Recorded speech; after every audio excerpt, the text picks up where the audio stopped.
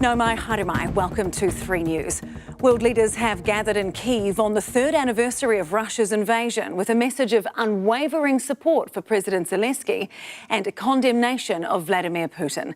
Their commitments, though, were overshadowed by the absence of Donald Trump, whose support for Russia and false claims about Ukraine have fundamentally changed the direction of the war. But Trump went a step too far today for France's Emmanuel Macron, who publicly corrected the US president inside the Oval Office. Senior correspondent Lisette Raymer reports. This fourth year of war starts with the end looming large, but with the United States noticeably absent from the line of loyal allies who travelled to Kyiv. Peace, as Ukraine has dreamt it for the past 3, seems like a fading fairy tale. Even beyond the borders of war-torn Ukraine, solidarity glistened proudly in blue and gold, while at the White House, support is dwindling by the hour. The French president visiting Washington on a peace mission that started with the now customary handshake tug-of-war, but warm words. We are personal friends, as you mentioned it, because we work very well together.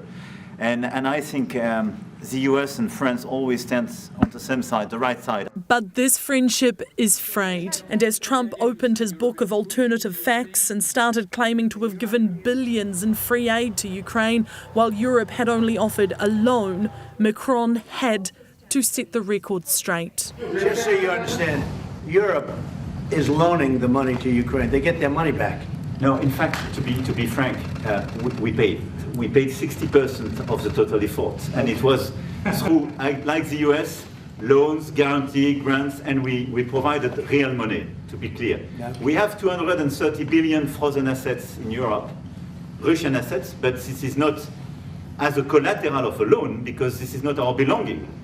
So they are frozen. If at the end of the day, in the negotiation we will have with Russia, they're ready to give it to us, super. It will be loan at the end of the day, and Russia would have paid for that. If you believe that, it's okay with me. The French president's fact-checking won't stop Trump in his tracks completely.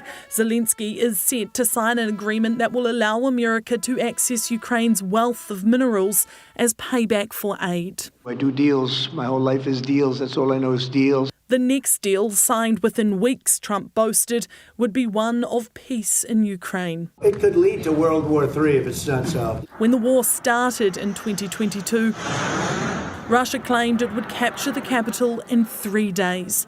But Ukraine has clung to its independence with backup from the West. And today's gathering of world leaders in Kyiv was a deliberate show of that enduring support. We hope that we can finish this war this year. Zelensky making a point of firing up a video link to his breakaway ally in Washington. Will there be support from America? Reassurance from the Oval Office is in dangerously short supply. And in a week where Trump branded Zelensky a dictator, Ukrainians must have hoped Trump's actions would be kinder than his words. But today, America voted against a UN resolution condemning Russia's war against Ukraine, siding with North Korea.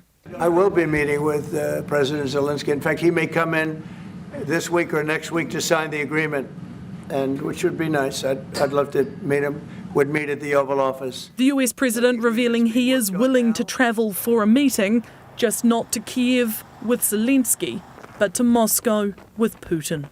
Sure, I would go there, sure. And he'd come here, too. The Russian leader was today busy hosting the leader of Russia's Muslims and claiming he hadn't even discussed ending the war in detail with Trump, punctuating his point by sending a wave of drones and missiles to Ukraine. Many of Kyiv's air defences are provided by the US, and while that support is wavering, Russia's continued attacks are promised.